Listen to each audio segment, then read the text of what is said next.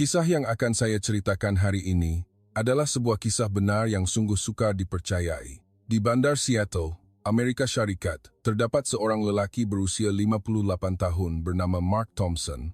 Beliau adalah seorang suami dan bapa biasa, telah berkhidmat dengan setia selama 30 tahun dan hanya tinggal setahun lagi untuk mencapai usia persaraan. Namun, pada April 2024, berita buruk telah menimpa hidupnya. Kanser paru-paru tahap 4 yang tidak boleh dibedah. Jangka masa yang tinggal hanya setahun. Ini adalah diagnosis dari salah sebuah hospital terkemuka di Amerika Syarikat. Tetapi, sungguh menakjubkan. Sepatah kata dari menantu lelakinya yang berketurunan Malaysia telah mengubah nasibnya sepenuhnya. Ayah, bagaimana kalau kita cuba ke hospital di Malaysia sekali lagi? Walaupun dua hospital di AS telah memberikan kesimpulan yang sama, namun keputusan di Malaysia pula adalah sebaliknya. Satu nyawa yang telah dilepaskan oleh perubatan Amerika Syarikat telah diselamatkan oleh pasukan doktor dan jururawat Malaysia. Lebih-lebih lagi, kosnya hanya 1,25 berbanding di AS. Marilah kita mulakan kisah ajaib itu sekarang. Jika video ini bermanfaat, jangan lupa tekan butang langganan dan suka. Hidupkan loceng pemberitahuan juga agar tidak terlepas video-video menarik yang lain. Dan beritahu kami dari mana anda menonton video ini dengan meninggalkan komen. Semoga anda sentiasa bernasib baik. Mark Thompson pada tahun itu berusia 58 tahun. Beliau adalah pengurus projek untuk sebuah syarikat teknologi maklumat bersaiz sederhana di Seattle. Beliau telah bekerja di sana selama 30 tahun dan 3 bulan tepatnya. Itu adalah sesuatu yang jarang berlaku di ACE, terutamanya di zaman ini. Berapa ramai yang kekal dengan satu syarikat selama 30 tahun, Mark sangat berbangga dengannya. Beliau menganggap dirinya sebagai saksi hidup sejarah syarikat itu. Pada hari Jumaat, 15 Mei 2004, Mark pergi ke hospital untuk pemeriksaan kesihatan tahunan syarikat. Ini adalah pemeriksaan tahunan, jadi beliau tidak terlalu bimbang. Tahun lepas, tahun sebelumnya, semuanya baik-baik sahaja. Tekanan darah agak tinggi sedikit, tetapi hanya perlu mengambil ubat untuk mengawalnya. Beliau telah berhenti merokok selama 20 tahun dan alkohol pula hanya minum 1 atau 2 tin bir pada hujung minggu. Beliau masuk ke bilik sinar X dada. Juru teknik melihat skrin dan terhenti seketika. Dia memeriksa sekali lagi dan berkata, "Tuan, sila tunggu sebentar. Saya perlu mengesahkan semula dengan doktor." Sehingga saat itu, Mark masih berfikir ia bukan sesuatu yang besar. Mungkin mereka tersalah ambil gambar atau apa-apa. Kira-kira 10 menit kemudian, doktor sendiri yang keluar. Wajahnya sangat serius. "Tuan Thompson, kami mendapati ada ketumbuhan yang tidak normal dalam paru-paru Tuan. Tuan perlu melakukan ujian yang lebih mendalam." Tepat pada saat itu, jantung Mark terhenti seketika. Ketumbuhan yang tidak normal dalam paru-paru, apa maksudnya? Doktor menunjukkan image pada skrin. Walaupun tidak mempunyai pengetahuan perubatan, Mark masih boleh melihat satu tompok putih kabur yang kelihatan sangat aneh. "Apa ini, doktor?" Mark bertanya. Suaranya bergetar. "Pada peringkat ini, kami tidak dapat memastikan. Tuan perlu menjalani imbasan CT." Malam itu, Mark pulang ke rumah dan memberitahu istrinya, Susan. Susan, 55 tahun, adalah seorang guru sekolah rendah. Mereka telah berkahwin selama 32 tahun. Dia menggenggam tangan suaminya. "Pasti tak ada apa-apa, abang." Tetapi suaranya juga bergetar. Janji temu untuk imbasan CT dijadwalkan seminggu selepas itu. Begitulah sistem kesihatan AS. Walaupun mendesak, jika jadwal sudah penuh, Anda tetap perlu menunggu. Seminggu itu terasa seperti setahun bagi Mark. Beliau sentiasa berjaga malam. Beliau melayari internet mencari maklumat tentang ketumbuhan dalam paru-paru. Semakin beliau mencari, semakin beliau berasa gelisah. Akhirnya, tibalah hari imbasan CT. Pada 22 Mei 2024, di Jabatan Diagnostik Image Hospital University Seattle, proses imbasan hanya mengambil masa kurang daripada 10 menit. Beliau hanya perlu berbaring di dalam mesin dan menahan nafas mengikut arahan. Tetapi 10 menit itu terasa sangat lama. Mereka berkata keputusan akan diperoleh selepas 3 hari. Terpaksa menunggu lagi. Mark masih pergi ke pejabat tetapi tidak dapat menumpukan perhatian kepada kerja. Rakan sekerja bertanya, "Mark, awak okey ke? Nampak pucat sangat." Mark menjawab bahawa beliau okey tetapi hakikatnya tidak. 3 hari kemudian, pada 25 Mei, doktor yang merawat menelefon, Tuan Thompson, boleh datang ke hospital. Kami sudah ada keputusan ujian.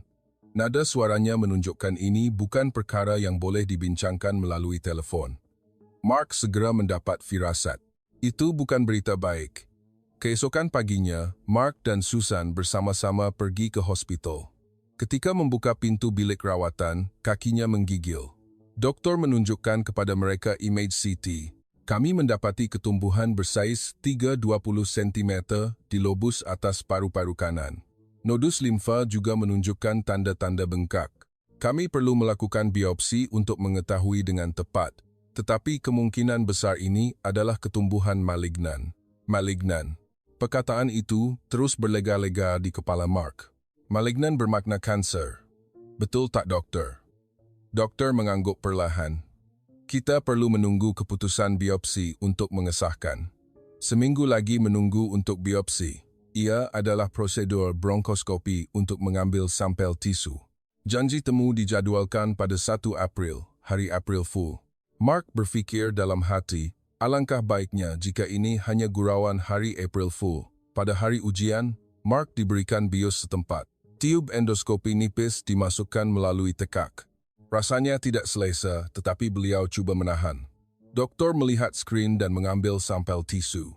Proses itu berlangsung kira-kira 20 menit. Keputusannya akan diperoleh selepas seminggu. Menunggu lagi. Sepanjang minggu itu, Mark menelefon anak perempuannya, Sarah, 28 tahun, yang telah berkahwin selama 2 tahun. Suaminya adalah seorang Amerika berketurunan Malaysia bernama Aaron. Nama penuhnya ialah Aaron Tan Kuan Nam. Sarah tinggal di Los Angeles. "Ayah, ada apa?" Sarah bertanya dengan suara cemas. Mark menceritakan keadaannya. Beliau mendengar suara anak perempuannya teresak-esak di hujung talian. "Ayah akan okey. Ayah pasti akan okey." Tetapi Mark tahu anak perempuannya juga takut sama seperti beliau. Pada 8 April, keputusan biopsi telah diperoleh. Mark dan Susan sekali lagi pergi ke hospital. Kali ini adalah pejabat doktor pakar onkologi. Wajah doktor sangat sugul. Malangnya, keputusan mengesahkan Tuan menghidap kanser paru-paru bukan sel kecil. Kanser paru-paru bukan sel kecil. Mark pernah mendengar nama ini. Ini adalah jenis kanser paru-paru yang paling biasa. Penyakit itu berada di tahap 2. Nodus limfa telah merebak. Dengan saiz dan lokasi ketumbuhan, pembedahan adalah sangat sukar. Sangat sukar? Jadi, bagaimana rawatannya? Mark bertanya. Kita perlu menggabungkan kemoterapi dan radioterapi. Matlamatnya adalah untuk mengecilkan ketumbuhan. Berapa peratus kemungkinan sembuh? Susan bertanya dengan suara bergetar. Doktor teragak-agak seketika dan berkata, kadar survival 5 tahun untuk kanser paru-paru bukan sel kecil tahap 2 adalah kira-kira 15%. Tetapi sudah tentu, setiap pesakit berbeza. 15%. Mark terdiam. Itu bermakna 85% pesakit akan meninggal dunia dalam tempoh 5 tahun. Berapa lama lagi saya boleh hidup? Doktor menjawab dengan berhati-hati. Mengikut statistik, jangka hayat purata adalah antara 8 hingga 12 bulan. Sudah tentu, jika bertindak balas dengan baik terhadap rawatan, jangka masa boleh berlanjutan. Setahun. Mark terpaku di tempatnya. Beliau hanya tinggal setahun untuk hidup, hanya tinggal setahun lagi untuk bersara, tetapi beliau tidak akan pernah dapat bersara. Beliau masih belum sempat mendukung cucu. Dalam perjalanan ke tempat letak kereta, kaki Mark terhuyung hayang. Susan perlu memapah suaminya. Selepas masuk ke dalam kereta, kedua-duanya senyap seketika. Susan adalah orang yang bersuara dahulu. Abang, kita patut dapatkan pendapat kedua, kita perlu periksa semula di hospital lain. Betul? Diagnosis yang serius seperti ini tidak boleh hanya percaya pada pendapat satu tempat sahaja. Mark mengangguk. Betul. Saya dengar Hospital University Stanford sangat terkenal dalam rawatan kanser. Pulang ke rumah, Mark menghubungi Hospital Gabungan University Stanford di Palo Alto, California. Ia adalah salah satu pusat kanser terkemuka di AS. Janji temu paling awal adalah 2 minggu kemudian. Mark tiada pilihan selain menunggu. Dalam 2 minggu itu, Mark mengambil cuti dari syarikat. Beliau tidak mempunyai tenaga untuk bekerja. Sepanjang hari beliau hanya di rumah melayari web, rawatan kanser paru-paru, kadar survival kanser paru-paru, simptom kanser paru-paru tahap akhir. Semakin beliau membaca, semakin beliau berputus asa. Sarah dan suaminya, Aaron, terbang dari Los Angeles ke Seattle. Anak perempuannya memeluk ayahnya dan menangis terdesak-desak. "Ayah, jangan putus asa. Ayah pasti akan sembuh." Mark menepuk perlahan belakang anaknya. "Ya, ayah oke, jangan risau." Sebenarnya, kali pertama bertemu Aaron, Mark membantah keras. Itu adalah musim panas 2020. Sarah berkata akan membawa teman lelakinya pulang untuk diperkenalkan.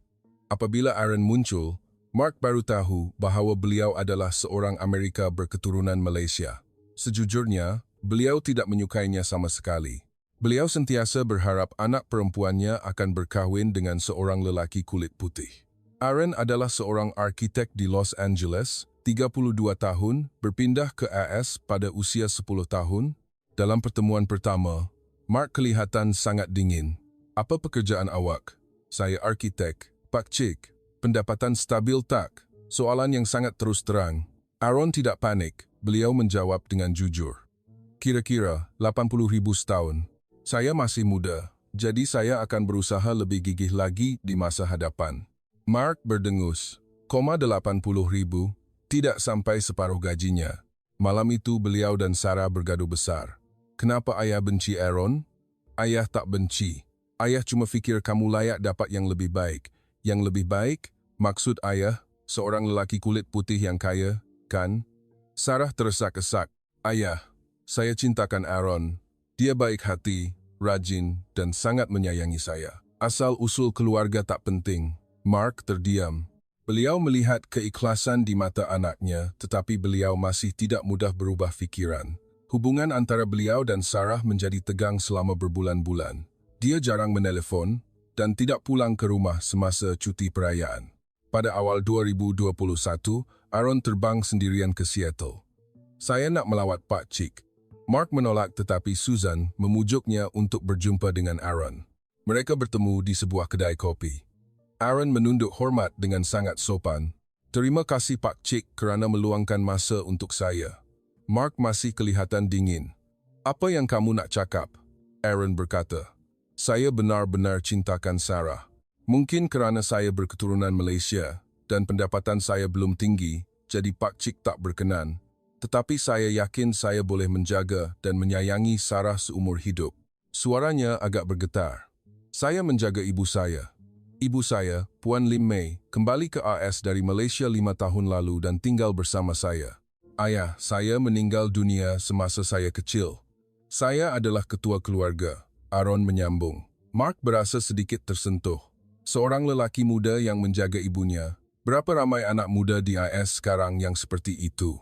"Saya cuma mahu Sarah bahagia. Walaupun saya banyak kekurangan, saya akan berusaha sedaya upaya untuk membahagiakan dia." Aaron menundukkan kepalanya. Keikhlasannya menyentuh Mark. Lelaki muda ini benar-benar mencintai anak perempuannya. Mark mengeluh. "Baiklah, buat Sarah bahagia." Musim bunga 2022, Sarah dan Aaron berkahwin. Mereka mengadakan majlis perkahwinan kecil di Los Angeles. Mereka juga mengadakan sebahagian upacara mengikut gaya Malaysia. Ibu Aaron, Puan Lim Mei, menyediakan segalanya. Buat pertama kalinya, Mark memakai baju batik cekak musang yang moden. Walaupun agak janggal, tetapi kerana anaknya bahagia, beliau cuba menahan. Puan Lim Mei telah menyediakan banyak hidangan Malaysia. Sate, nasi lemak, kari pap, kuih muih. Semua tetamu memuji keenakannya. Hari itu, Mark berbisik, "Jaga anak saya." Aaron menunduk hormat dengan dalam. "Ayah jangan risau, saya akan menjaganya seperti nyawa saya sendiri." 2 tahun telah berlalu, Aaron telah menunaikan janjinya. Sarah kelihatan benar-benar bahagia. Mark juga perlahan-lahan menerima menantu ini. Kini beliau melayan Aaron seperti anak kandungnya sendiri. Pada 22 April, Mark dan Susan memandu ke Palo Alto. Perjalanan dari Seattle mengambil masa 12 jam, menaiki kapal terbang akan lebih cepat. Tetapi Mark memerlukan masa untuk menyusun semula fikiran kacau bilau beliau. Hospital University Stanford sungguh megah. Kemudahan moden, pasukan doktor dan jururawat terkemuka dunia. Mark berharap, adakah di sini mereka akan memberikan diagnosis yang berbeza? Mana tahu hospital di Seattle telah tersilap. Beliau berjumpa dengan doktor pakar onkologi. Doktor itu meneliti keputusan image CT dan biopsi dari Seattle. Selepas meneliti dengan teliti, beliau mengangguk. Diagnosis Hospital Seattle adalah tepat. Pasti kanser paru-paru bukan sel kecil tahap 2. Harapan terakhir Mark musnah. Sungguh tidak boleh dibedah. Mark bertanya, doktor menjelaskan, ketumbuhan terletak sangat dekat dengan saluran darah besar. Pembedahan berisiko menyebabkan pendarahan serius. Tambahan pula, nodus limfa juga telah merebak. Kita perlu menggunakan kemoterapi dan radioterapi untuk mengecilkan ketumbuhan terlebih dahulu, kemudian barulah menilai semula kemungkinan pembedahan. Berapa kos rawatan? Susan bertanya satu soalan yang praktikal. Doktor memberikan anggaran awal. Kemoterapi kira-kira 10.000 setiap kitaran, biasanya memerlukan kira-kira 6 kitaran, jadi 60.000. Radioterapi berjumlah kira-kira 30.000. Kos imbasan CT dan ujian lain tambahan kira-kira 20.000. Bayaran hospital setiap hari kira-kira 31.000. Susan cepat-cepat mengira, minimum adalah 110.000, lebih 500.000 Malaysia. Itu adalah jumlah selepas insurans digunakan. Polisi insurans Mark mempunyai amount boleh ditolak sebanyak 5.000. Selepas itu, beliau perlu membayar bersama sebanyak 20%. Mari kita cuba kira. Beliau perlu membayar 5.000 boleh ditolak ditambah dengan 20% daripada baki seperanra 5.000, yaitu 21.000. Secara keseluruhan, beliau perlu menanggung sendiri 26.000, kira-kira Rm120.000. Itu adalah dalam kes rawatan berjalan lancar. Jika terdapat komplikasi atau tempoh tinggal di hospital yang panjang, kos akan menjadi lebih tinggi lagi.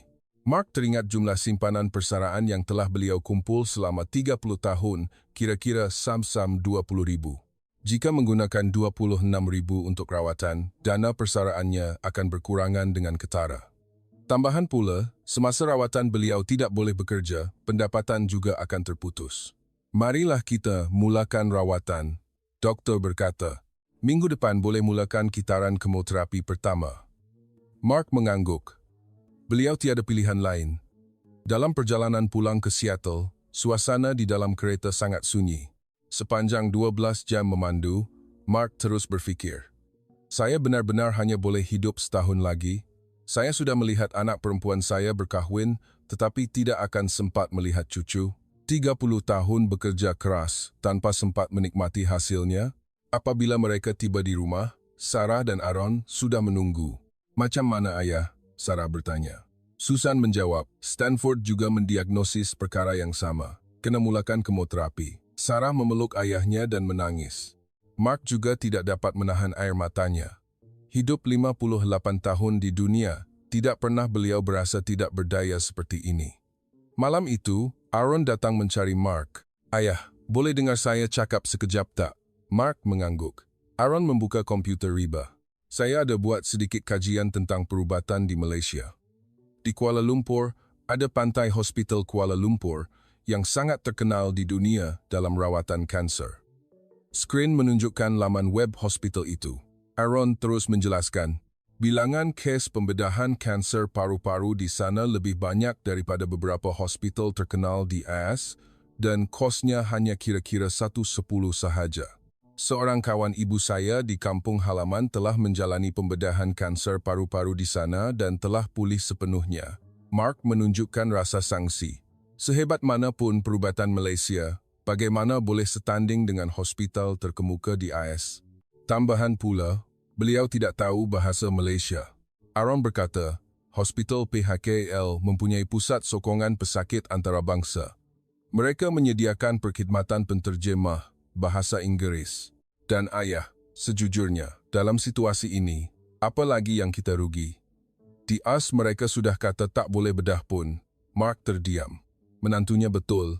Walaupun di ACE, beliau sudah menerima hukuman mati selepas menjalani kemoterapi untuk beberapa waktu. Jadi, mencuba sekalipun tidak salah. Berapa kosnya? Mark bertanya. Aaron menjawab, berdasarkan carian saya, kos ujian mendalam kira-kira 1.000 AS, kos pembedahan kira-kira 12.000. Mark terkejut. Di AS, kos ujian sahaja sudah 20.000, manakala di Malaysia, kos ujian dan pembedahan hanya kira-kira 13.000. Sungguh sukar dipercayai. Keesokan paginya, Mark dan Susan berbincang panjang. Sayang, saya rasa Aaron betul. Bagaimana kalau kita cuba pergi ke Malaysia sekali? Susan juga telah berfikir sepanjang malam. Saya pun rasa begitu. Lagipun di AS sudah tiada harapan. Mark memanggil Sarah dan Aaron. Ayah dah buat keputusan akan pergi ke Malaysia. Boleh kamu bantu ayah hubungi mereka? Wajah Aaron berseri-seri. Ya, biar saya hubungi sekarang. Aaron segera menghantar email ke Pusat Pesakit Antarabangsa Pantai Hospital Kuala Lumpur. Beliau menjelaskan keadaan bapa mentuanya dan bertanya sama ada boleh membuat janji temu. Sungguh mengejutkan, hanya 6 jam kemudian, ada balasan email. Pada masa itu di Malaysia sudah pukul 10 malam, kami boleh menerima pesakit Amerika.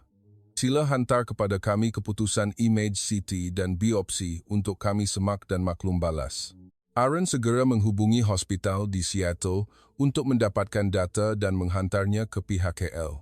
2 hari kemudian, PHKL membalas semula. Dr. Azman bin Zulkifli, pakar pernafasan kami, telah menyemak fail. Doktor mencadangkan Tuan datang untuk pemeriksaan secara langsung. Kami akan cuba mengatur janji temu secepat mungkin. Mark sangat terkejut. Di AS, membuat janji temu mengambil masa 2 minggu, manakala di Malaysia hanya mengambil masa 2 hari untuk menyemak dan membalas. Lebih-lebih lagi, mereka berjanji akan menjadualkan secepat mungkin. Seminggu kemudian, pada 6 Mei, janji temu telah disahkan. Pukul 2 petang 15 Mei di Jabatan Pernafasan, Pusat Pesakit Antarabangsa Hospital PHKL, Mark mencari tiket kapal terbang, ada penerbangan terus dari Seattle ke Kuala Lumpur. Masa penerbangan kira-kira 16 jam. Tiket pergi balik kelas ekonomi ialah 1,20 ribu seorang, 2 orang, 2,40 ribu. Kelas perniagaan pula lebih 5 ribu. Mark menempah tiket kelas ekonomi untuk menjimatkan kos. Beliau juga mencari tempat penginapan. Sebuah hotel berdekatan PHKL berharga kira-kira 11 semalam.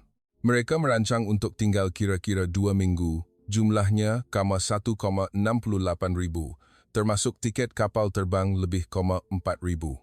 Tetapi berbanding dengan kos rawatan di AS, ia masih jauh lebih murah. Mark mengeluarkan 5 ribu dari dana persaraan dan memohon cuti panjang di syarikat. Ketua beliau gembira bersetuju. Kesihatan awak adalah keutamaan. Mark, berehatlah sehingga bila-bila perlu. Pada 14 Mei, sehari sebelum berlepas, Mark mengemas beg, ubat, rekod perubatan, salinan filem CT, pasport, kad kredit, beberapa helai pakaian ringkas. Beliau tidak membawa banyak barang kerana merancang untuk tinggal hanya 2 minggu. Malam itu, Mark gelisah tidak dapat tidur. Adakah di Malaysia mereka akan memberikan diagnosis yang berbeza? Atau adakah beliau akan mendengar kata-kata yang sama? Jika begitu, bukankah beliau telah melakukan perjalanan jauh sia-sia? Pukul 6.00 pagi 15 Mei, Mark dan Susan pergi ke lapangan terbang Seattle. Sarah dan Aaron menghantar. Ayah dan ibu, pergi dengan selamat dan bawa berita baik balik ya. Sarah berkata, matanya berkaca-kaca. Penerbangan berlepas pada tengah hari. 16 jam penerbangan bermula. Mark melihat keluar tingkap, bandar Seattle semakin kecil dan kemudian hilang di sebalik awan. Penerbangan melalui Alaska, melalui Selat Bering, melalui ruang udara Siberia. Makanan dihidangkan 2 kali. Mark hampir tidak makan apa-apa. Beliau tidak mempunyai selera makan. Susan memegang tangan suaminya. Abang, semuanya akan baik-baik sahaja. Orang kata perubatan Malaysia sangat bagus. Selepas 16 jam, kapal terbang mendarat di lapangan terbang antarabangsa Kuala Lumpur. Waktu tempatan ialah 4.00 petang 16 Mei. Kerana perbezaan zon masa, mereka telah kehilangan sehari. Penat tetapi juga sangat teruja, akhirnya tiba di Malaysia. Selepas menyelesaikan prosedur imigresen dan mengambil bagasi, mereka keluar dan melihat Puan Lim Mei, Ibu Aaron, sudah menunggu. Beliau telah kembali ke Malaysia untuk tinggal selama 5 tahun. Mendengar berita dari anaknya, beliau datang ke lapangan terbang untuk menjemput. Selamat datang Besan. Tentu, Besan letih sangat. Mari kita balik ke hotel berehat. Esok saya akan bawa Besan ke hospital. Puan Lim Mei bercakap dalam bahasa Inggris dan sedikit bahasa Melayu.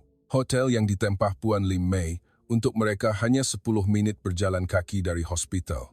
Biliknya bersih dan selesa. Walaupun lebih kecil daripada hotel di AS, ia lengkap dengan kemudahan. Mark berbaring di atas katil, seluruh badannya letih kerana perbezaan zon masa.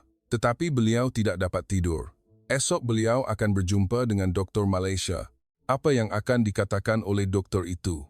Adakah akan memberi beliau harapan atau adakah akan mengulangi kata-kata seperti di AS? Pukul 7 pagi keesokan harinya, Mark bangun.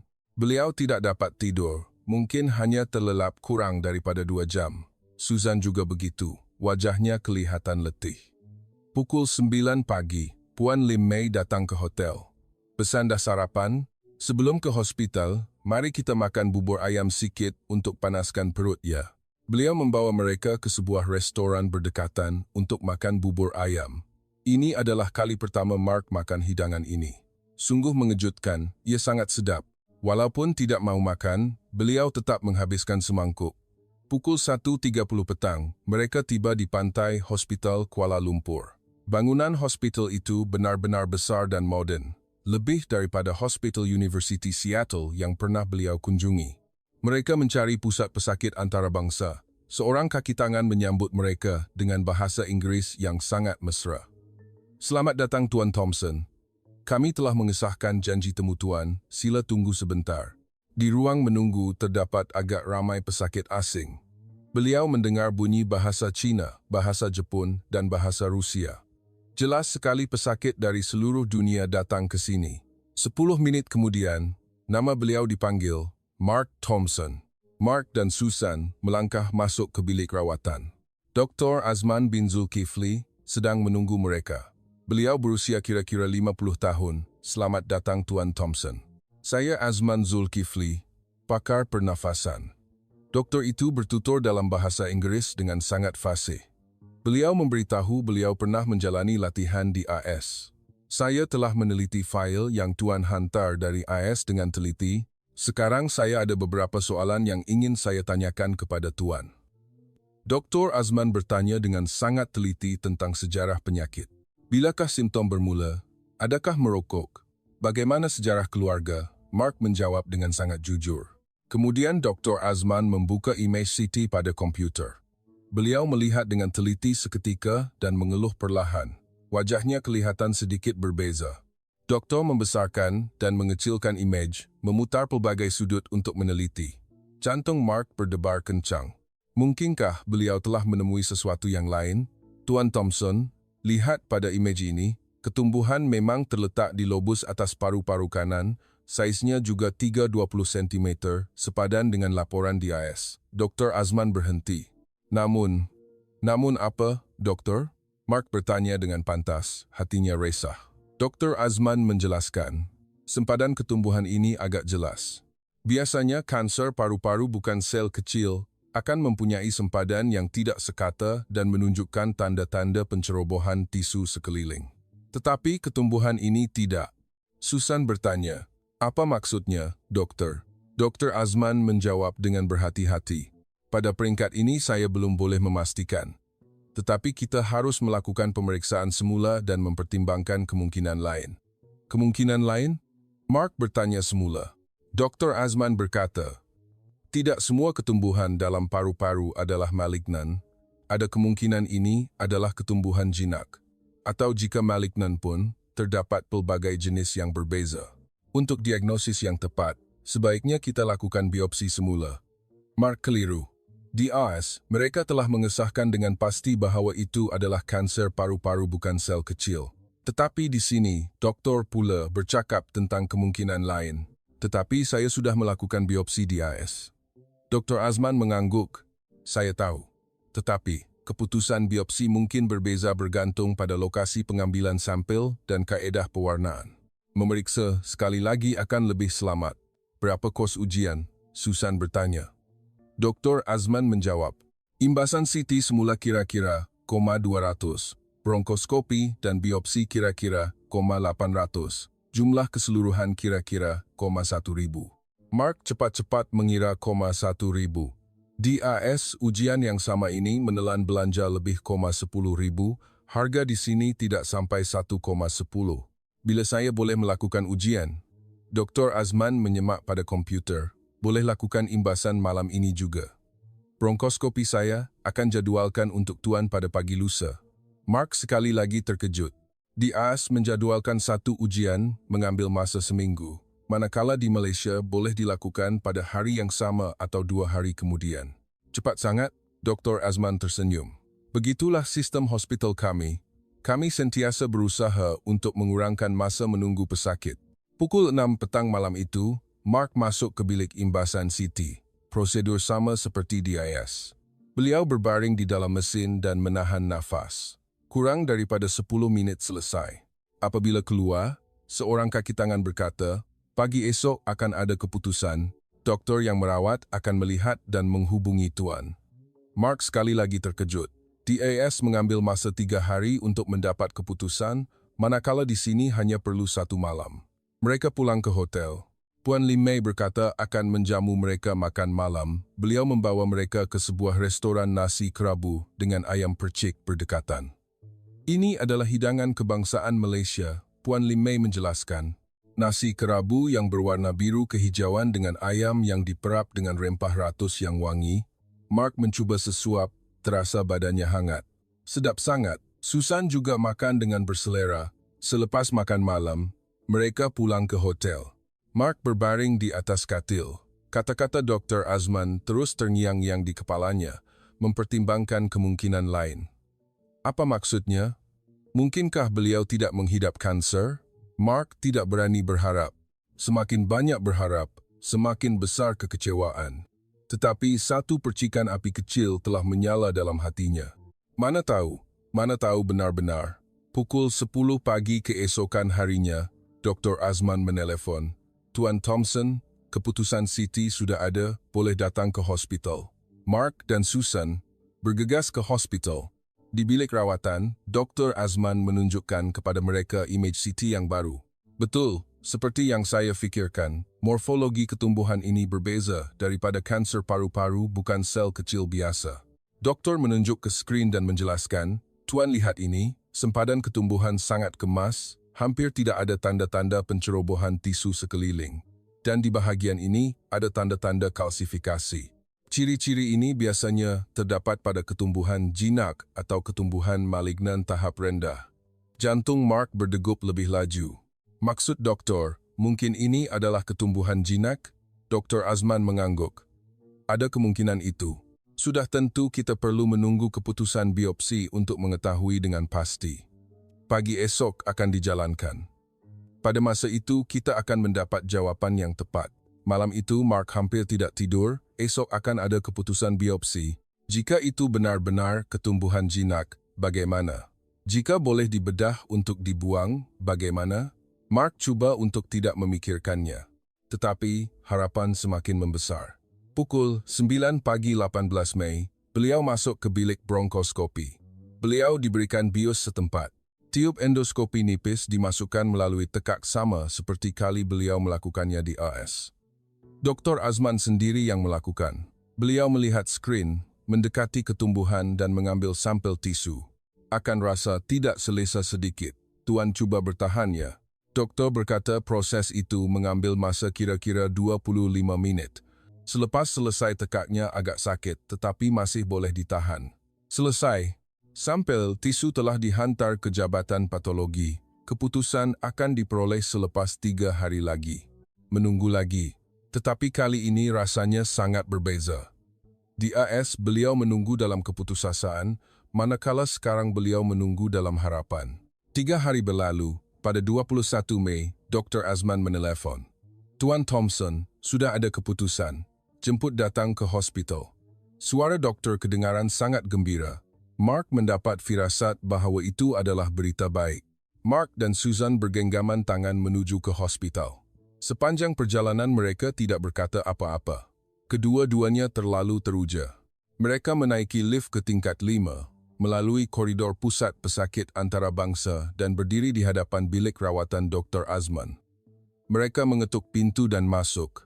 Dr. Azman sedang tersenyum lebar. Sebaik sahaja melihat senyuman itu, Mark pasti itu adalah berita baik. Jemput duduk, doktor menjemput. Mark dan Susan duduk bersebelahan. Dr. Azman membuka fail. Saya terus kepada perkara utama. Ini bukan kanser paru-paru, bukan sel kecil. Mark tidak percaya dengan telinganya. Macam mana? Suaranya bergetar.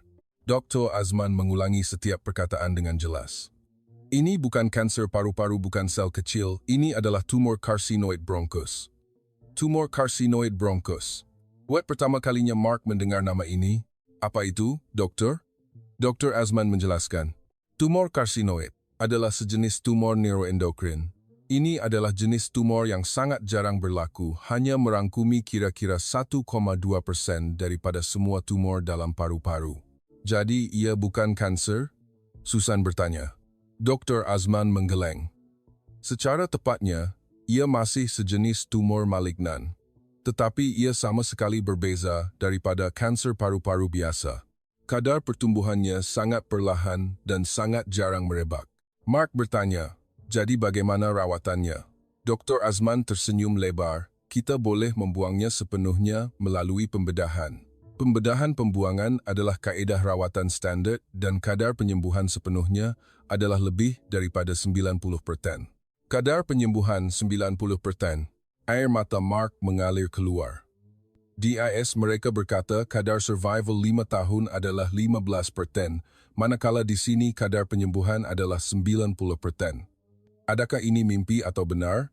Mengapa hospital di IS mendiagnosis ini sebagai kanser paru-paru? Mark bertanya. Dr. Azman menjelaskan, kerana tumor karsinoid sangat jarang berlaku. Pakar patologi yang kurang pengalaman mungkin tersalah anggap ia sebagai kanser paru-paru biasa. Keputusannya juga boleh berbeza bergantung pada kaedah pewarnaan sampel tisu. Jadi hospital di AS tersilap? Susan bertanya. Dr. Azman menjawab dengan berhati-hati. Mungkin bukan tersilap tetapi mereka terlepas pandang kes yang jarang berlaku. Saya sendiri sebagai pakar pernafasan hampir 30 tahun, hanya bertemu kira-kira 20 kes tumor karsinoid sahaja. Ia sangat jarang berlaku, Mark tidak dapat percaya. 30 tahun hanya 20 kes. Penyakit yang jarang berlaku seperti itu pula menimpa dirinya. Dan kedua-dua hospital terkemuka di AS telah terlepas pandang. Jika beliau tidak datang ke Malaysia, bagaimana? Sudah tentu beliau telah mati secara perlahan-lahan kerana kemoterapi. Bila saya boleh dibedah? Mark bertanya. Dr. Azman menyemak komputer. Saya akan serahkan fail tuan kepada Dr. Suresh Kumar A. L. Muttiah, pakar bedah toraks. Mungkin minggu depan boleh dijalankan. Minggu depan? Di AS, hanya untuk menjadualkan pembedahan mengambil masa sebulan, manakala di sini hanya seminggu. Mark sekali lagi terkejut. Dr. Azman menyambung, kaedah pembedahan adalah pembedahan torakoskopi. Kami tidak akan membuat torehan besar di dada, tetapi hanya beberapa lubang kecil. Masa pemulihan akan cepat dan parut juga kecil. Berapa kos pembedahan? Dr. Azman memberikan anggaran. Kos pembedahan kira-kira 8,000, bayaran hospital untuk seminggu tinggal kira-kira 2,000, termasuk kos lain jumlah keseluruhan kira-kira 12,000. 12,000. Mark mengira di AS, pembedahan yang sama berharga sekurang-kurangnya 280,000. Kos di Malaysia tidak sampai 120. Doktor pasti, benar-benar bukan kanser paru-paru? Mark bertanya sekali lagi untuk memastikan. Dr. Azman menunjukkan kepada beliau keputusan patologi. Tuan lihat ini adalah imej tipikal tumor karsinoid. Kadar pembahagian sel perlahan, tiada nekrosis, dan penanda neuroendokrin semuanya positif, pasti 100%. Mark menangis. Seorang lelaki berusia 58 tahun menangis tersesak di hadapan doktor. Susan juga memeluk suaminya dan menangis bersama. Dr. Azman menunggu dengan senyap. Selepas seketika, Mark menyapu air mata dan berkata, "Terima kasih, Doktor. Doktor telah menyelamatkan nyawa saya." Dr. Azman menggeleng. "Tidak, Tuan. Tugas saya hanya memberikan diagnosis yang tepat. Orang yang akan membedah Tuan adalah pakar bedah." Mereka keluar dari bilik rawatan. Di luar koridor, Mark dan Susan berdiri berpelukan menangis seketika.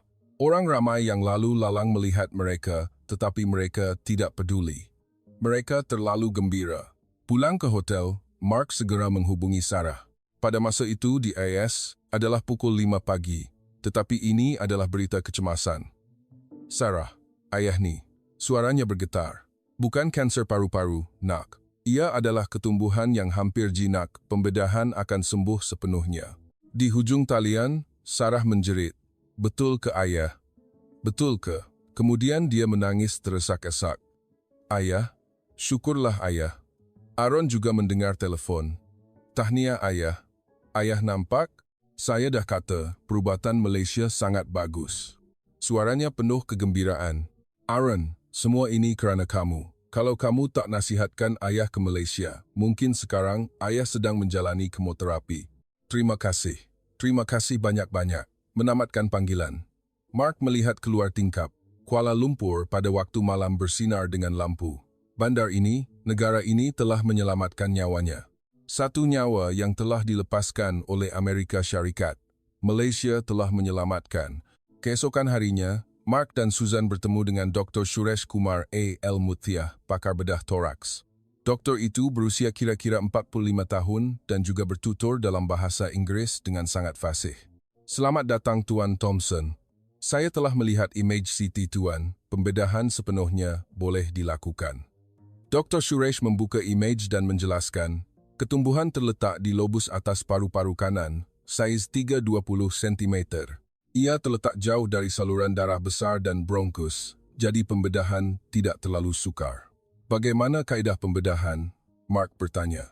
Dr. Suresh menjelaskan, "Kami akan melakukan pembedahan torakoskopi. Kami akan membuat 3-4 lubang kecil di sisi, memasukkan kamera dan alat pembedahan untuk membuang ketumbuhan. Kerana tidak perlu membuka dada, Tuan akan pulih dengan sangat cepat." "Berapa lama tempoh tinggal di hospital?" Susan bertanya. "Biasanya dari 5 hingga 7 hari. Jika tiada komplikasi, seminggu boleh keluar hospital." Mark teringat keadaan di AS.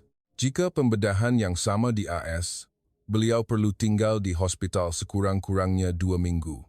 Bayaran hospital setiap hari $1,000, 2 minggu adalah $14,000. Manakala di Malaysia, seminggu tinggal di hospital hanya menelan belanja kira-kira $2,000. "Marilah kita jadualkan pembedahan." Dr. Suresh membuka jadual Jumaat minggu ini boleh, yaitu pada 24 Mei. Hari itu adalah 21 Mei, yaitu hanya 3 hari lagi. Mark terkejut. "Cepat sangat." Dr. Suresh tersenyum. "Sudah tentu. Walaupun ini bukan pembedahan kecemasan, tetapi ketumbuhan itu perlu dibuang secepat mungkin. Saya akan jadualkan Tuan sebagai kes pertama, 8 pagi Jumaat." Mereka menandatangani borang persetujuan pembedahan yang menjelaskan secara terperinci tentang prosedur, komplikasi yang mungkin berlaku, masa pemulihan. Mark membaca dengan teliti dan menandatangani. Petang Khamis, sehari sebelum pembedahan, Tuan sila masuk hospital. "Kita perlu melakukan beberapa ujian dan perbincangan dengan Dr. Bius." Dr. Suresh berkata. Keluar dari bilik rawatan, Mark berfikir, hanya 3 hari lagi pembedahan, satu kelajuan yang tidak dapat dibayangkan di AS. Sistem kesihatan Malaysia benar-benar cekap.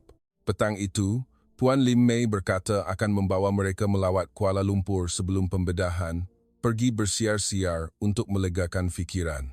Menjaga semangat yang selesa adalah sangat penting. Mereka pergi ke Batu Caves.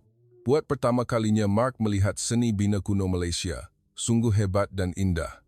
"Ini adalah tempat suci bagi masyarakat India Malaysia," Puan Lim Mei menjelaskan. Mark kagum. Seni bina yang dihiasi dengan patung-patung dewa yang berwarna-warni, tersimpan dengan baik. AS tidak mempunyai sejarah yang begitu lama. Mereka juga berjalan-jalan di sekitar Taman Tasik Perdana, melihat monumen negara dan kehijauan taman. Malam itu, mereka pergi makan nasi kerabu. Nasi berwarna biru yang disajikan dengan ulam, kelapa goreng, dan ayam percik yang wangi. Mark mendapati ia sangat unik tetapi sangat sedap. 23 Mei, Kamis, hari masuk hospital. Pukul 2 petang mereka tiba di hospital. Mark ditempatkan di bilik peribadi di tingkat 5. Masuk ke bilik, beliau terkejut. Bilik itu kelihatan seperti hotel. Ada katil pesakit, sofa, meja kerja, tandas dan bilik mandi peribadi. Tingkap menghadap pemandangan bandar Kuala Lumpur, sangat berbeza dengan hospital di AS. Mark bersuara, bilik hospital di AS sempit dan lama, manakala di sini luas dan bersih. Seorang jururawat masuk. Selamat datang Tuan Thompson. Saya Nurul, jururawat yang bertugas untuk Tuan. Dia bertutur dalam bahasa Inggris. Sekarang kita akan mulakan ujian prapembedahan, ujian darah, elektrokardiogram, mengukur fungsi pernafasan. Semua dilakukan di bilik pesakit. Mark tidak perlu pergi ke mana-mana. Di AS, saya perlu pergi dari satu bilik ke bilik lain untuk ujian. Manakala di sini semuanya dilakukan di bilik. Mark berkata, jururawat tersenyum. Untuk kemudahan pesakit, terutamanya pesakit sebelum pembedahan perlu berehat. Pukul 5 petang Dr. Bius datang. Beliau menjelaskan tentang proses bius semasa pembedahan. Tuan akan diberikan bius penuh. Apabila Tuan sedar, pembedahan telah selesai dan Tuan akan berada di bilik pemulihan. Adakah berbahaya? Mark bertanya. Dr. Bius menjawab, semua pembedahan ada risiko, tetapi Tuan tidak mempunyai penyakit latar belakang lain, kesihatan baik, risikonya sangat rendah. Makan malam dibawa masuk, ia adalah semangkuk bubur. Sebelum hari pembedahan, Tuan harus makan makanan ringan. Jururawat menjelaskan, ia adalah bubur labu, manis dan lembut. Pukul 9 malam, Dr. Suresh masuk ke bilik. Beliau datang untuk pemeriksaan terakhir sebelum pembedahan. Tuan berasa gemetar? Doktor bertanya. Mark menjawab dengan jujur. Ya, sangat gementar. Dr. Suresh menepuk bahunya. Jangan risau, saya telah melakukan ratusan pembedahan seperti ini. Pagi esok ketumbuhan itu akan hilang sepenuhnya. Malam itu Mark tidak dapat tidur, esok adalah pembedahan. Walaupun takut tetapi beliau juga sangat menanti-nantikan, hanya perlu membuang ketumbuhan ini, beliau akan sihat sepenuhnya. Pukul 5 pagi, jururawat masuk ke bilik. Kita mulakan persiapan pembedahan. Beliau menukar pakaian pembedahan, dipasang jarum transfusi. Tuan sudah berpuasa, kan? Ya, saya tidak makan apa-apa sejak pukul 9 malam tadi. Pukul 7.30, sebuah katil sorong dibawa masuk. Kita akan bergerak ke bilik bedah. Mark berbaring di atas katil. Susan menggenggam tangan suaminya. Abang pergi dan kembali ya, saya akan tunggu. Mereka melalui koridor ke lift dan turun ke tingkat 3 di mana bilik bedah berada. Di hadapan pintu bilik bedah, mereka bertemu dengan Dr. Suresh. Tuan sudah bersedia? Mark mengangguk. Beliau ditolak masuk ke bilik bedah. Lampu terang benderang, pelbagai jenis mesin, pasukan doktor dan jururawat dalam pakaian pembedahan. Mark berbaring di atas meja bedah. Dr. Bius berkata, sekarang kami mulakan bius. Tuan cuba kira sampai 10 ya. 1, 2, 3. Beliau mula mengira. 4, 5. Kemudian, kesedarannya perlahan-lahan hilang. Apabila beliau membuka mata, perkara yang beliau lihat adalah siling. Di mana ini? Beliau berasa mamai, tekak kering, di sisi sakit mencucuk. Tuan Thompson, Tuan sudah sedar. Suara jururawat kedengaran. Pembedahan telah selesai dengan jayanya. Tuan berada di bilik pemulihan. Pembedahan dah selesai. Mark melihat jam. Pukul 1.30 petang. Beliau masuk bilik bedah pada pukul 8 pagi. Jadi sudah 5 jam setengah berlalu. Dr. Suresh datang dekat. Tuan Thompson, pembedahan telah berjaya cemerlang. Kami telah membuang sepenuhnya ketumbuhan itu. Mark cuba bercakap tetapi tidak bersuara. Tekaknya terasa tersekat. Tiup pernafasan masih ada. Kami akan tarik keluar sekarang. Jururawat menjelaskan. Selepas tiup ditarik keluar, beliau boleh bercakap sedikit. Ayah. Mark berbisik perlahan. Jururawat memberikan sepotong ais kecil ke dalam mulutnya. Tuan hisap sehingga cair perlahan-lahan ya. Belum boleh minum air sekarang. Sejam kemudian beliau dipindahkan kembali ke bilik pesakit. Susan sudah menunggu. Abang. Dia memegang tangan suaminya, matanya berkaca-kaca. Pembedahan berjaya, Bang. Doktor kata dah potong sepenuhnya ketumbuhan itu. Mark mengangguk. Beliau masih sangat letih. Petang itu Dr. Suresh masuk ke bilik. Saya ingin memaklumkan keputusan pembedahan. Kami telah membuang sebahagian lobus paru-paru yang mengandungi ketumbuhan. Kami juga telah mengambil beberapa nodus limfa untuk pemeriksaan dan tiada tanda-tanda penyebaran. Jadi sudah dibuang sepenuhnya, kan? Susan bertanya. Dr. Suresh mengangguk. Ya, sudah dibuang bersih. Keputusan patologi terakhir akan diperoleh selepas seminggu. Tetapi melihat dengan mata kasar, ketumbuhan itu telah dibuang sepenuhnya. Mark menghela nafas lega. Ketumbuhan itu telah hilang. Sekarang beliau boleh sembuh. Malam pertama sangat sukar. Kesakitan di sisi menyebabkan beliau tidak dapat tidur. Jururawat telah memberikan ubat tahan sakit tetapi tidak hilang sepenuhnya. Tetapi ada satu perkara yang menakjubkan. Setiap 2 jam sekali jururawat akan masuk ke bilik untuk mengukur tekanan darah, suhu, tahap tepu oksigen. Tuan okey? Ada rasa tidak selesa di mana-mana? Setiap kali dia bertanya. Di Hospital AS memanggil jururawat perlu menunggu 30 menit. Manakala di sini belum sempat memanggil mereka sudah datang sendiri. Jururawat Malaysia sangat prihatin, Mark berkata. Hari kedua, tiup saliran ditarik keluar. Tiup yang digunakan untuk mengalirkan cecair dari luka pembedahan keluar. Menariknya keluar, beliau berasa lebih selesa. Sekarang tuan boleh bergerak sedikit, jururawat berkata. Mark berhati-hati melangkah turun dari katil. Agak pening tetapi masih boleh ditahan.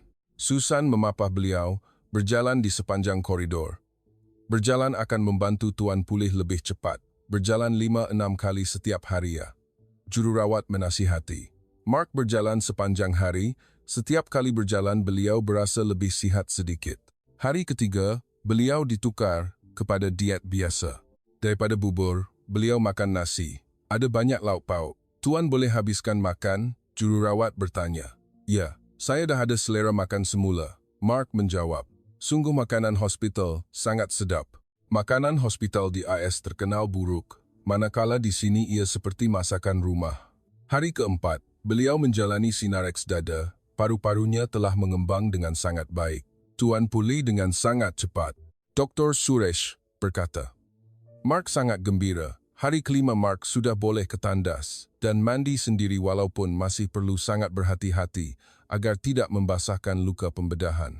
Hari ke-6, Dr. Suresh berkata, esok tuan boleh keluar hospital.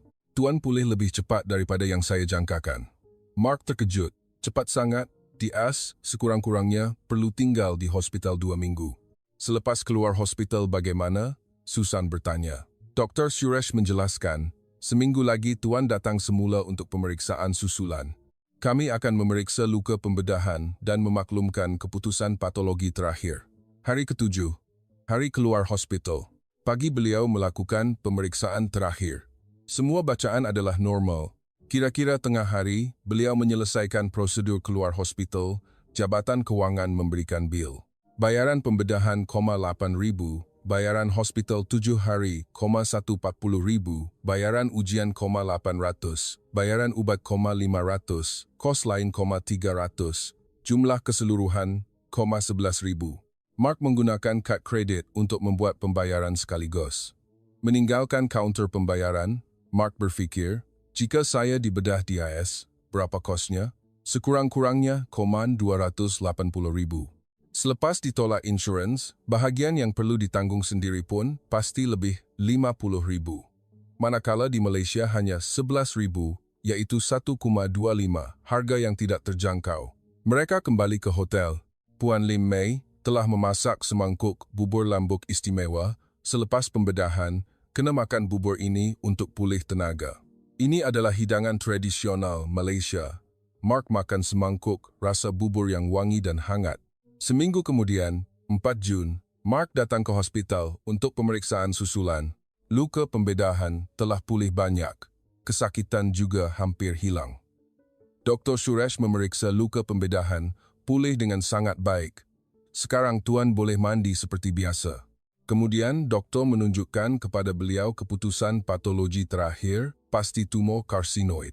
Margin bersih, nodus limfa tiada penyebaran. Ketumbuhan telah dibuang sepenuhnya. Dibuang sepenuhnya. Mark suka dengan frasa itu. Saya perlukan kemoterapi? Tidak perlu. Tumor karsinoid setelah dibuang sepenuhnya tidak memerlukan rawatan tambahan.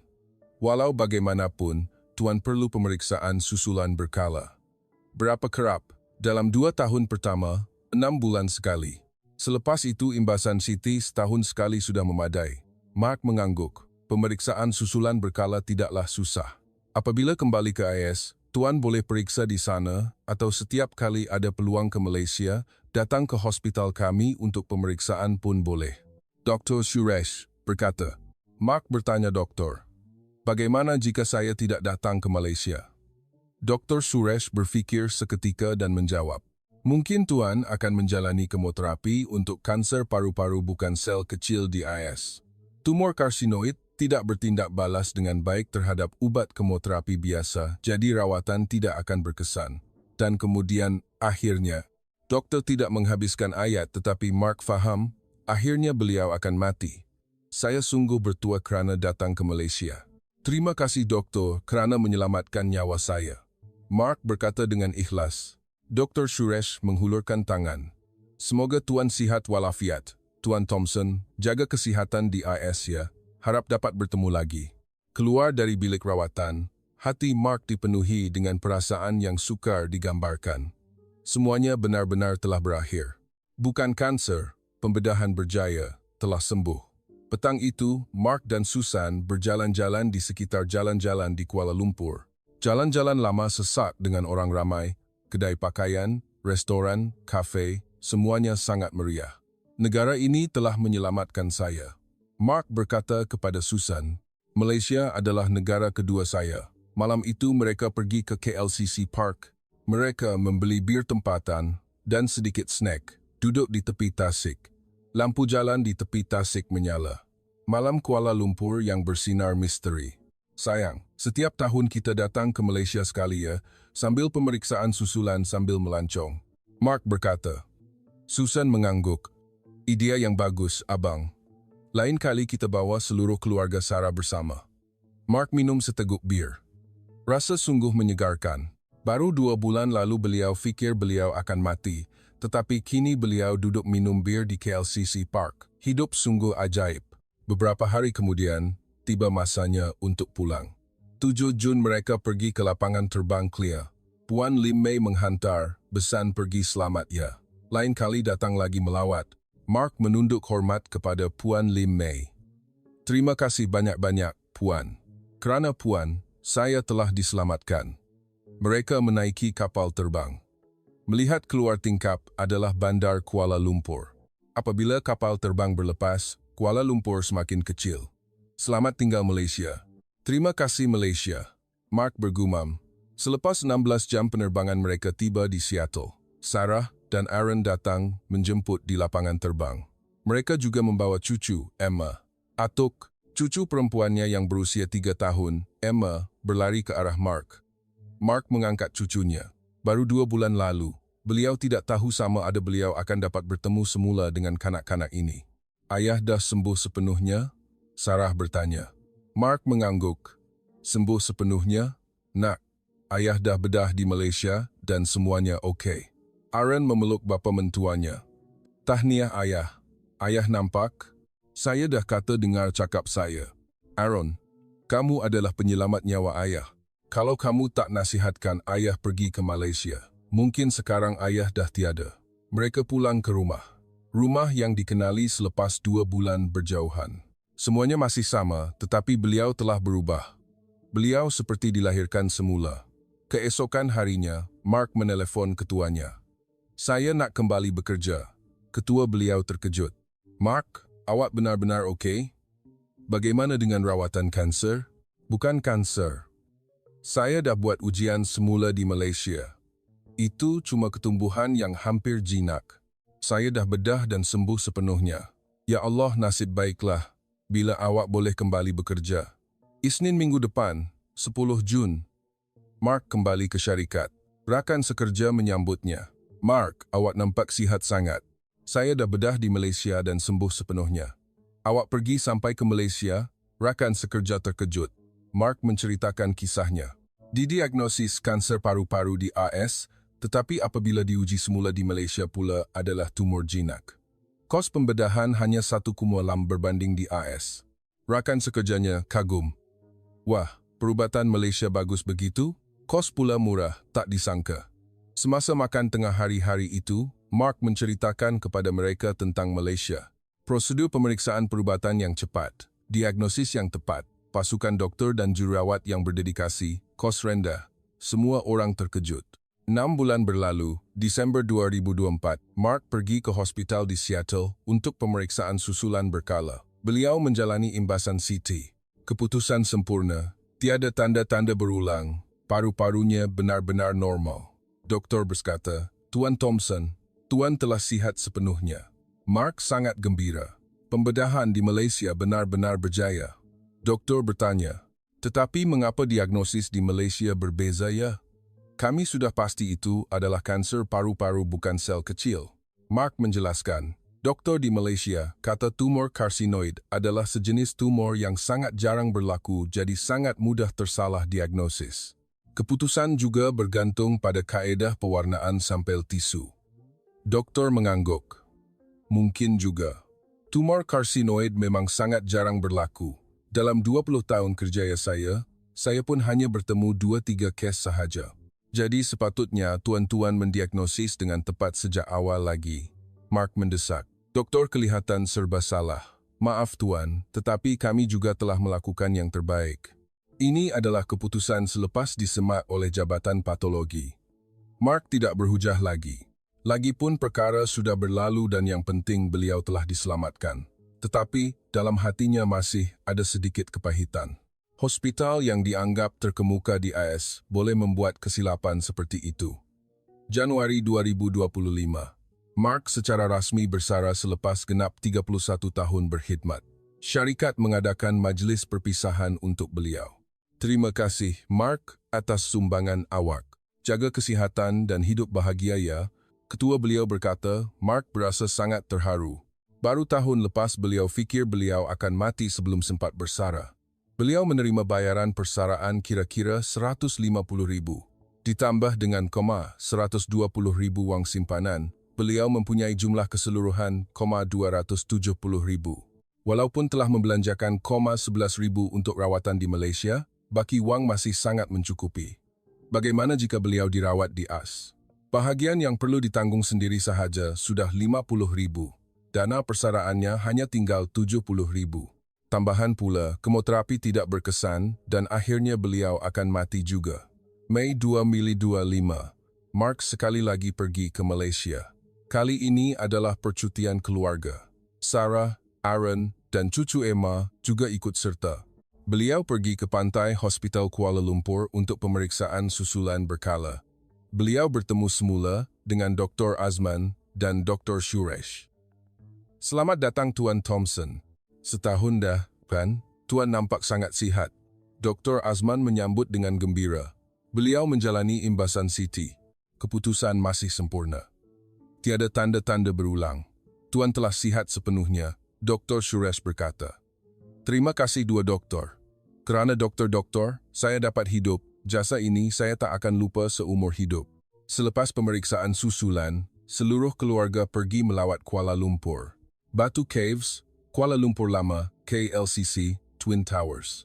Emma memakai baju kebaya kanak-kanak dan bergambar. Dia kelihatan sangat kamel.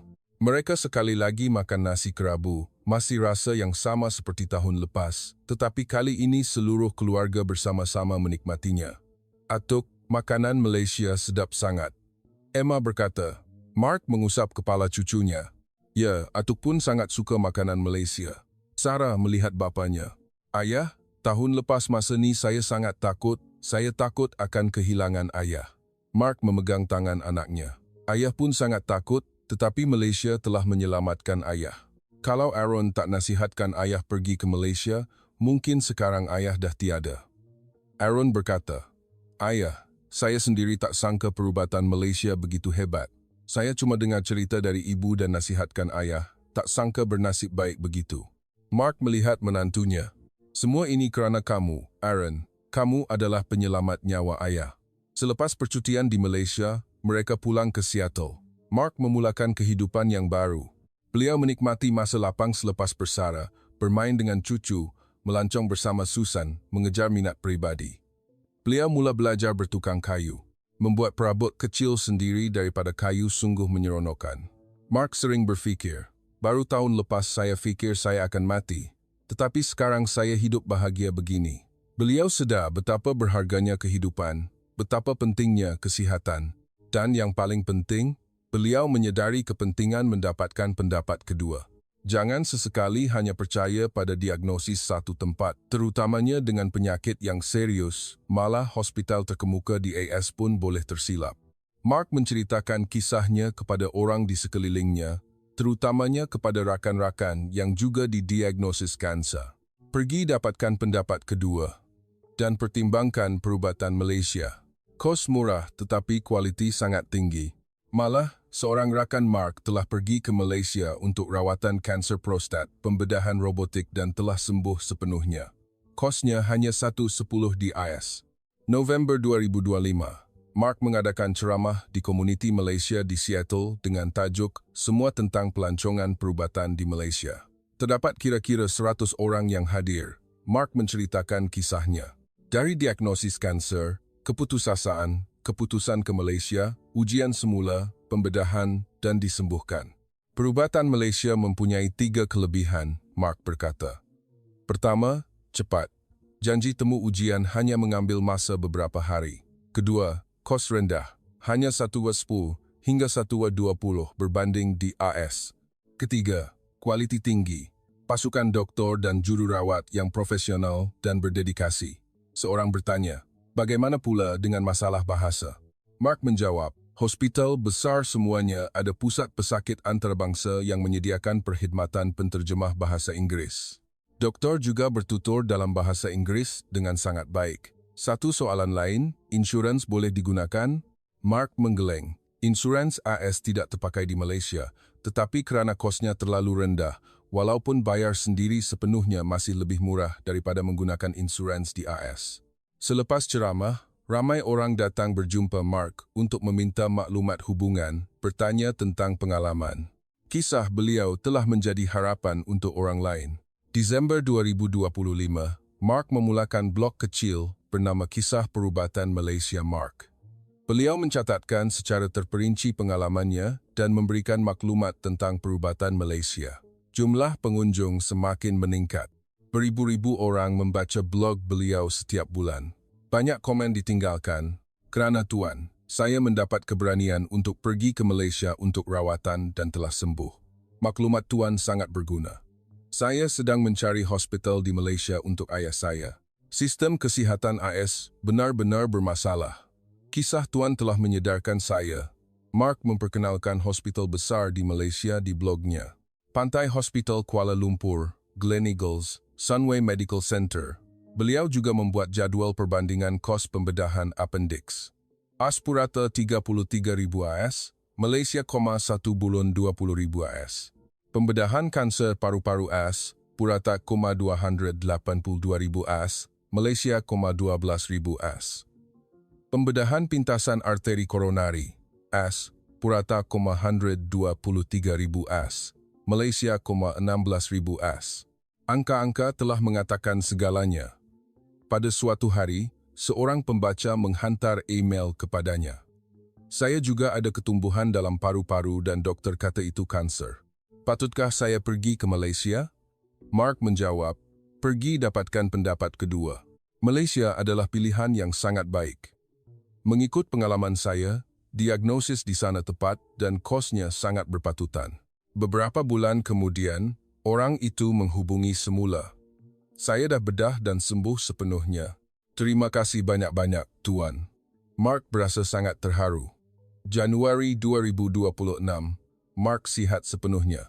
Semua keputusan pemeriksaan susulan menunjukkan beliau telah sembuh sepenuhnya. Pada usia 60 tahun, beliau sering meluangkan masa bermain dengan cucu Emma. Beliau sering berkata kepada cucunya, Emma, Atok masih hidup kerana Malaysia. Malaysia adalah negara yang hebat. Hujung minggu ini, Mark sedang duduk bersama keluarga, Susan, Sarah, Aaron, dan Emma. Mereka sedang menonton drama bersiri Malaysia di ruang tamu. Emma berkata ingin belajar bahasa Melayu. Atok, saya nak belajar bahasa Melayu, supaya nanti kalau kita pergi Malaysia, saya boleh bercakap. Mark memeluk cucunya. Boleh saja. Emma atuk pandai, mesti cepat belajar. Aaron berkata, biar saya yang ajar. Saya pun perlu berlatih supaya tak lupa bahasa ibunda. Tiba waktu makan malam, Susan telah memasak hidangan Malaysia, nasi kerabu dan satai. Resipi yang beliau pelajari daripada Puan Lim Mei. Sedap sangat. Emma bersorak. Seluruh keluarga ketawa. Mark melihat keluarganya dan berfikir, baru setahun setengah lalu, saya tidak dapat bayangkan akan ada saat ini. Beliau fikir beliau akan mati, tetapi kini beliau berada di sini, hidup sihat, ketawa bersama keluarga, makan makanan yang sedap. Semua ini kerana Malaysia. Kisah Mark memberi kita banyak pengajaran. Pertama, kepentingan pendapat. Kedua, hospital walau sebergengsi manapun boleh tersilap. Kedua, keunggulan perubatan Malaysia. Cepat, kos berpatutan, dan kualiti tinggi. Ketiga, kekuatan untuk tidak berputus asa. Dan akhir sekali, kasih sayang keluarga. Jika tidak kerana menantunya berketurunan Malaysia yang pada mulanya beliau pernah tentang, mungkin beliau tidak akan dapat diselamatkan. Itu benar-benar satu ironi takdir. Kini setiap kali melihat Aaron, Mark berfikir, kalaulah sejak awal saya tidak berprasangka buruk terhadap pemuda ini, tetapi masih belum terlambat. Kini, beliau benar-benar menganggap Aaron seperti anak kandungnya sendiri. Tuan-tuan dan puan-puan, kesihatan adalah aset yang paling berharga. Lakukan pemeriksaan kesihatan berkala dan jika menerima diagnosis yang serius, dapatkan pendapat kedua.